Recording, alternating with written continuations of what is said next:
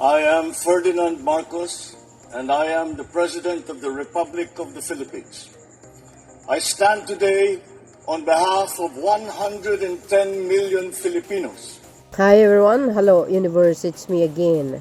Shout out sa inyo mga kababayan. But anyway, meron tayong upload videos updates. Ayan, syempre, shout out sa inyo mga Marcos Loyalist supporters, Filipino and OFWs. Today is February 7, 2026. Nako mga bes Ano po ang masasabi nyo dito, no? Kasi inimbitahan po ni President Trump ang ating mahal na Pangulong Marcos Jr. mga kababayan. Aba kakaiba ito, no? Sa dami-dami po ng Pangulo sa buong mundo, lalo na sa Southwest Asia, si PBBM ang napili. Bakit kaya? Well, sabi po dito ng Manila Bulletin, guys, magkomento na lang kayo guys kung ano po ang masasabi nyo dito. Well, anyway, basahin po natin para kumpleto, detalyado. Yan po si Ambassador to the US, si Ambassador Romualdez. Sabi dito guys ng Manila Bulletin, ayan, see? Ayan, Trump invited Marcos to join Board of Peace, Philippines envoy. Woo! Wow, one day ago guys inulit ko lang, no? Actually meron akong video kaso lang na-delete.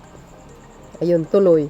So, sabi dito mga best, para kumpleto detalyado, ayan, syempre, advance happy Valentine's everyone. Naks naman. Sabi dito guys, ayan, US President Donald Trump has reportedly offered President Marcos for the Philippines to join the Board of Peace. Wow. Wow na wow. Philippines Ambassador to the US, Jose Manuel Babes Romualdez said Thursday, February 5, that Trump, through the White House, sent Marcos a personal letter inviting him to join the organization. OMGs. Ano sabi dito guys? Board of Peace. Aba. So I think, no, nakikita kay PBBM yung pagiging peacemaker niya sa buong mundo, 'di ba? At alam po natin every international forum ang pangulo nagsasalita yan no? Na nakikiusap at ipinaparating sa buong mundo. Like for example guys, no?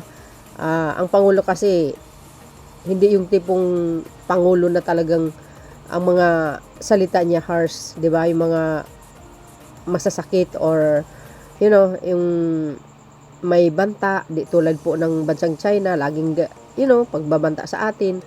So ang sa kanya kasi lagi niya dinadaan sa diplomatic protest, lalo na pagdating sa West Philippine Sea. So maganda po yung ginawa ng pangulo, no? Hindi po naglilika ng kaguluhan, kundi nakikiusap siya at pinaparemind niya sa bansang Chikwa na lubayan tayo o wag tayo harasin. Maganda po yan isa yan sa pamamaraan ng peace process. Naks naman, no? At syempre diplomatic protest yan guys. So I think si Pangulong Trump, nakikita niya kay PBBM ang pagiging mahinahon, 'di ba? Sa lahat po ng pangulo or leader sa buong Asia, siya po ang napili. Bakit kaya? Para kompleto detalyado again, diretsohin natin. Okay? Sabi po dito mga kababayan, Trump Board of Peace. Wow. Isasali po siya sa Board of Peace. Wow. Which he launched late January, currently has at least 26 founding members. Oh, ang dami guys State, it was initially aimed at contributing to peace efforts in the Middle East following the Israel-Gaza conflict, which spiraled into a regional tension. But he also raised the idea of doing pretty much whatever we want to do in the future. Galing Well, ako naman, sa tingin ko dito guys, no, maganda rin naman siguro ito if gusto ng Pangulo. So, nakikita ko kay Pangulong Marcos Jr., if ever naman isa sa membro nitong organisasyon na ito, I think ang Pangulo, malaki po ang maitutulong niya. Kasi maganda yung kanyang mga pakikiusap baga. Tulad yan sa Middle East, laging mainitin ang ulo nila, gusto nila laging gera. So I think the president, is President PBBM will, speak smoothly. Ika nga, alam nyo naman ang Pangulo guys, pag once na nagsalita yan, malaman. No? Malaman. Parang mayroong impact baga na masasabi natin nagkakaroon po ng good result. Diba? So, who knows? Hindi natin alam.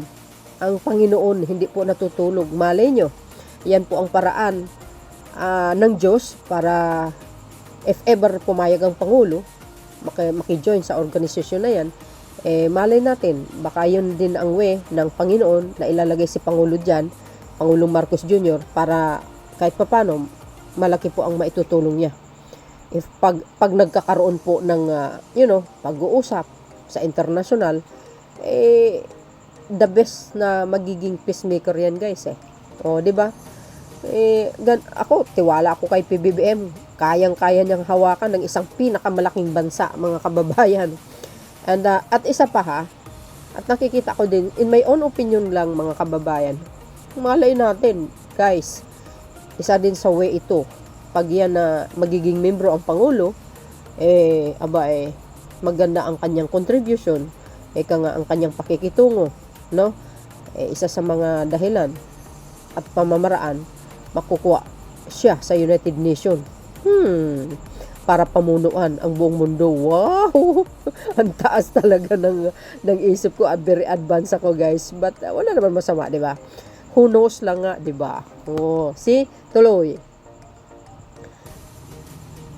Sabi dito mga kababayan, the board's founding members were required to provide $1 billion each for its funding. Woo! Wow! Ano guys, ang kapalagayan nyo. So, ibig sabihin, if you are joining, guys, this organization, you should, provide $1 billion.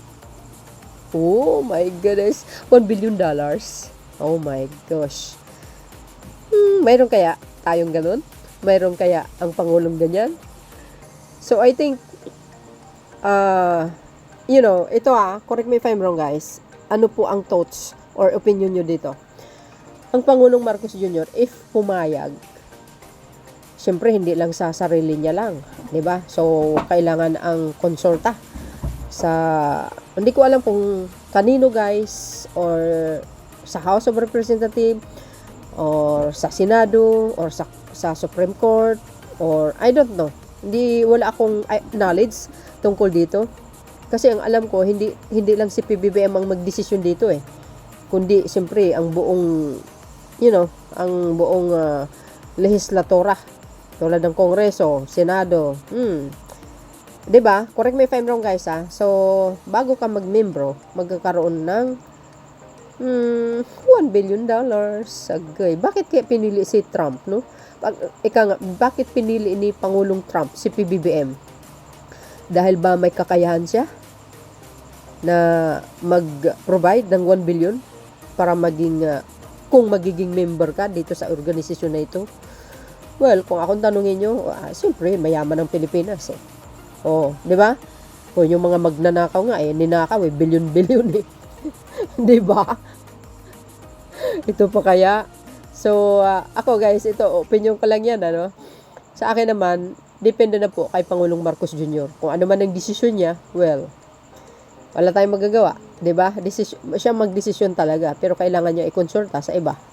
O hindi na, yun nga tulad ng sinabi ko, baka sa House or sa Senate or sa Supreme Court. O hindi lang si PBBM magdesisyon nito. I don't know guys kung saan. Wala akong knowledge dito, pero parang ganun ang datingan lang sa akin, 'di ba? Sabi po dito, Batromoldes at the launching of the logo for the 80th anniversary for the Philippines U.S. diplomatic relation clarified that the Philippines is only open to providing non-monetary contributions such as human resources. Talaga? Yan. Sabi niya kasi, 'di ba? Ang ating bansa open sa pagiging yung pagiging membro kung walang perang involved. 'Di ba mga bes? Oh. So, sabi ko mga kababayan, depende na po sa Pilipinas. 'Di ba? Siyempre sa ating mahal na pangulo kung gustong mag-join, wala naman problema doon Kasi sabi ko, 'di ba? Magaling na peacemaker ang pangulo, magaling sa makipagdialogo at very qualified siya talaga sa mga membro nitong organisasyon na ito. Ito guys, bira lang ang isang malaking bansa na mag-imbita, no, sa iyo para mag-join ka. So ibig sabihin, may kakayahan talaga. Hindi lang po sa pera, kundi po sa kagalingan, no, sa pagkatao ni Pangulong Marcos Jr. At nakikita po yan ng buong mundo kung paano siya mag-speech, mag-approach, makikiusap, pagdialogo. Kaya siguro talaga naman siya po ang pinili sa buong Asia. Kanya lang. Ito lang nga, 'di ba? Bago ka mag-join sa organization, $1 billion. Oh, 'di ba? Hindi ko sure guys kung para saan yung 1 billions na yan. Wala akong idea. Kasi basta ito binasa ko lang sa inyo kung ano ang magiging komento nyo dito. Basta ako, nasa kay Pangulo ang desisyon, mga kababayan. So yun, mga beswa.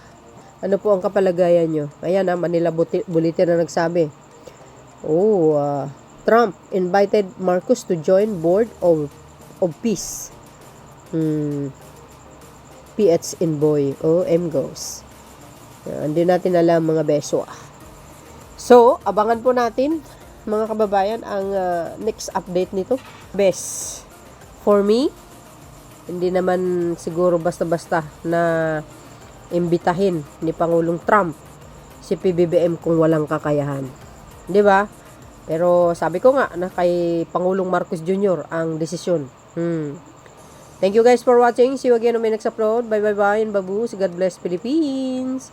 Follow me and likes guys. There's more. Bye everyone.